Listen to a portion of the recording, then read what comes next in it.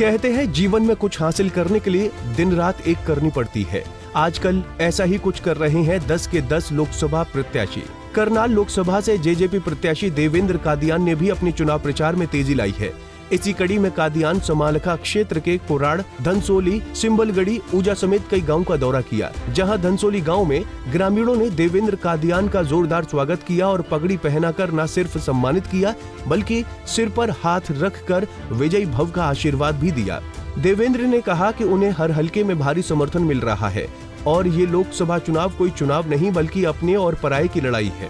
उनका कहना था कि अब तक जितने सांसद बने हैं वो चुनाव के समय वोट मांगने आते थे, फिर बाद में आते नहीं, जिसकी वजह से हम जैसे ईमानदार लोगों को सुननी पड़ती है। इसीलिए इस प्रथा को तोड़ने के लिए मैं चुनावी मैदान में आया हूँ। देखिए, कोई भी चुनाव लड़ता है, झूठ बोलकर चले जाते हैं, लोग परेशान हैं, विधायक मंत्री जो है MP आते नहीं, फिर बाद में जो है हम जैसे कार्यकर्ता जो है चुनाव प्रचार में जाते हैं तो हमें सुननी पड़ती है कि वोट लेके चले जाते हो लेकिन कोई आता नहीं, कोई काम नहीं करता। तो इस श्रेणी में जो है हम सभी जो है आ जाते हैं। तो मैं इस श्रेणी को ख़त्म करने के लिए मैं अपील करता हूं कि आप अब की बार अपने भाई को दो और काम का विकास की बात करते हैं, विकास करा के दिखाएंगे। कादियान देर रात को ऊजा गांव पहुंचे, जहां सैकड़ों लोग भी उनके इंतजार में बैठे मिले। इसी दौरान उनका कहना था कि जब संजय भाटिया सांसद थे तब 5 साल तक आम जनता की सुध लेने तक नहीं आए। मैं इनके बीच का प्रत्याशी हूं, लेकिन कांग्रेस और बीजेपी के दोनों प्रत्याशी बाहर ही हैं।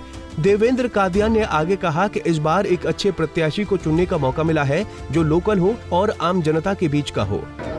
लगातार जो है संभाल खाल का हो या ग्रामीण है या शहरी है या ग्रामीण कॉलोनी है या इंद्री है, सभी हलकों में जो है हम दिन प्रतिदिन जाते जा रहे हैं और लोगों का एक बड़ा अच्छा जो है रिस्पांस मिलता जा रहा है। लोगों के मन बना लिया है कि अब की बार जो है खट्टर जी को करनाल लोकसभा से भगाना है और जनता ने बिल्कुल साफ शब्दों में जो समर्थन हमें मिल रहा है, मुझे लग रहा है कि अब मनोहर लाल जी की आसान राह नहीं है।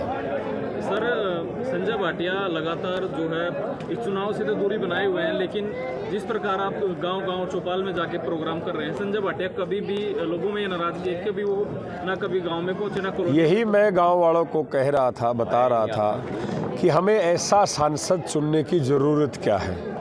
आप संसद का चुनाव जब होता है, आज चुनाव चल रहा है, वोट उसको दो जो आपके दुख में सुख में साथ में आपके खड़ा रहे।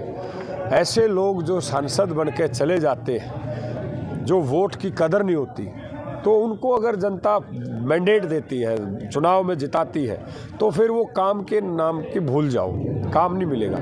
अगर हम जैसे संघर्षशील जो ज़मीनी से जुड़े हुए हैं, मेरे फादर स्पीकर रहे, हमने हमेशा जनता के साथ मिलकर संघर्ष किया है।